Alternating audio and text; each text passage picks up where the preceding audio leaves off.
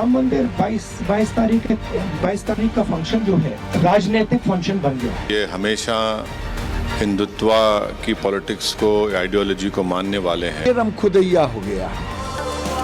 सरयू के घाटों का अप्रतिम सौंदर्य और मंत्रोच्चार, आस्था की सुगंध से सराबोर रामनगरी, गलियों में राम नाम का जय घोष। कोई रामलला के लिए पोशाक ला रहा है तो कोई धर्म की बेदी में आस्था से भरी आहुतियां दे रहा है।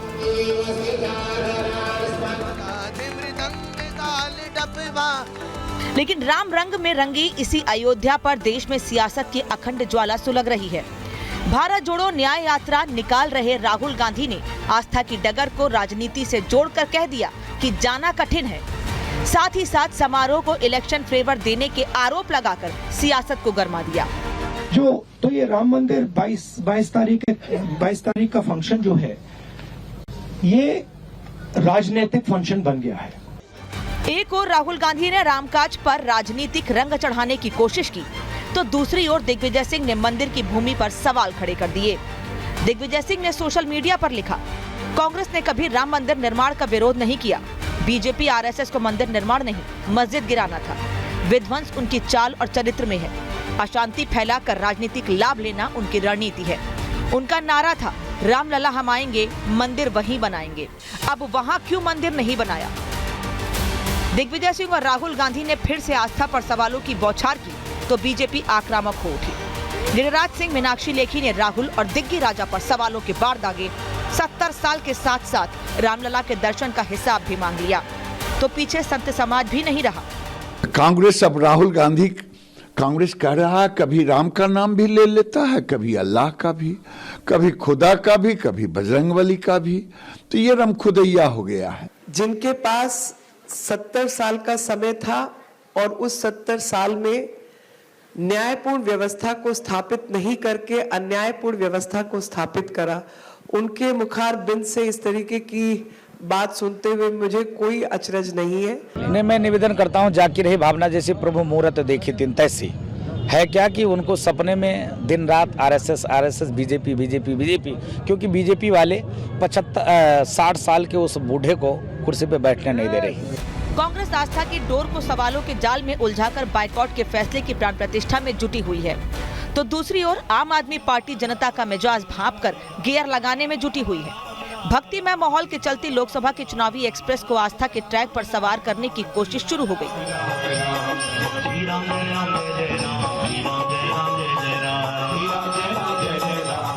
दिल्ली के मंदिरों में आपकी ओर से सुंदरकांड का आयोजन शुरू हो गया। सियासत के जानकार इसके पीछे मकसद सिर्फ बीजेपी के बराबर आस्था की नई लकीर खींचने को मान रहे हैं। पहले भी पार्टी कार्यकर्ताओं विधायकों द्वारा सुंदरकांड कराया जाता रहा है, मगर अब पार्टी ने ये तय किया कि इसको पार्टी के तौर पे एक स्ट्रक्चर्ड तौर पे जो है इसको हर महीने कराया जाएगा और उसके बाद से इसको हर वार्ड और उसके बाद हर मंडल के लेवल पे, यानी कि करीब 2600 से ज़्यादा जगहों पे दिल्ली के अंदर सुंदरकांड का पाठ और हनुमान चालीसा ये दोनों कराया जाएगा। लेकिन रामलला प्राण प्रतिष्ठा और चुनाव से ऐन पहले आम आदमी पार्टी की बदली राजनीति न असदुद्दीन ओवैसी को पसंद आई और न ही बीजेपी को। असदुद्दीन ओवैसी ने आपको छोटा रिचार्ज कहकर बड़ा टॉक टाइम हासिल करने की कोशिश की तो बीजेपी ने भी सियासत के बदले रंग पर जमकर चुटकी ली। ये हमेशा हिंदुत्व की पॉलिटिक्स को, आइडियोलॉजी को मानने वाले हैं और इनकी दिल्ली के मुख्यमंत्री की सरकार का ये फैसला मेरी उस बात को साबित करता है। ये लोग मौलवियों को तो पैसे देते रहे, मंदिरों से दूरी बनाते रहे।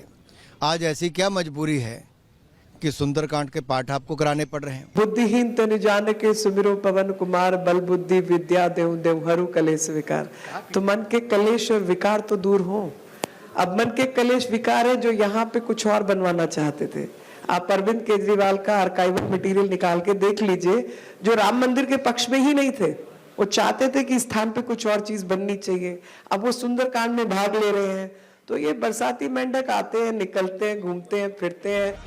लोकसभा चुनाव तक आस्था पर सुलगी सियासत की लौ कम होती नहीं दिख रही है। सब अपने अपने हिसाब से आस्था को परिभाषित कर रहे हैं। किसी को मंदिर के शंखनाद में सियासत का नफा नुकसान सुनाई दे रहा है, लेकिन प्रभुराम की धुन से देश गुंजायमान है। आजकल तो पूरा देश राममय है, राम जी की भक्ति में सराबोर है। और चलिए अयोध्या से अब आपको दिखाते हैं अयोध्या अध्याय।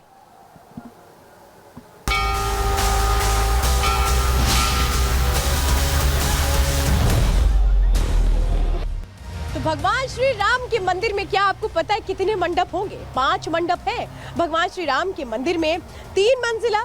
उस मंदिर में हर एक मंजिल पर अलग अलग मंडप तैयार किए गए हैं, जिसके अलग अलग नाम हैं। नृत्य मंडल इसमें शामिल है, रंग मंडप है, सभा मंडप है, तो प्रार्थना मंडप है, कीर्तन मंडप है। नृत्य मंडप जो विश्वास और आस्था का प्रतीक है, और इसी प्रकार रंग मंडप यानी प्रार्थना मंडप और कीर्तन मंडप अपने नाम के अनुसार ही विशेष महत्व रखते हैं।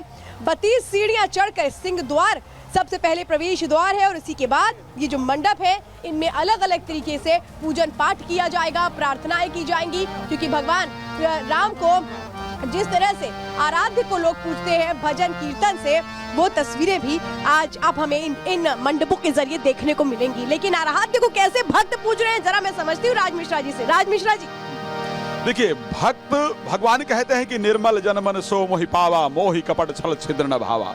तो भगवान को आपका निर्मल मन बहुत प्रिय है।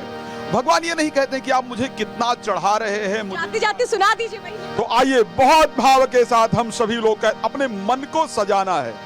सजा दो घर को दुल्हन सा, अवध में राम आए हैं। सजा दो घर,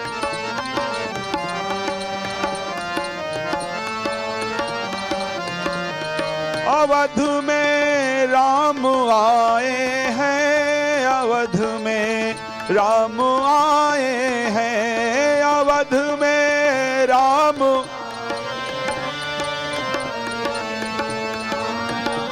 हैं। लगे कुटिया लगे अयोध्या, लगे कुटिया भी दुल्हन सी, अवध में राम आए हैं। सजा दो घर,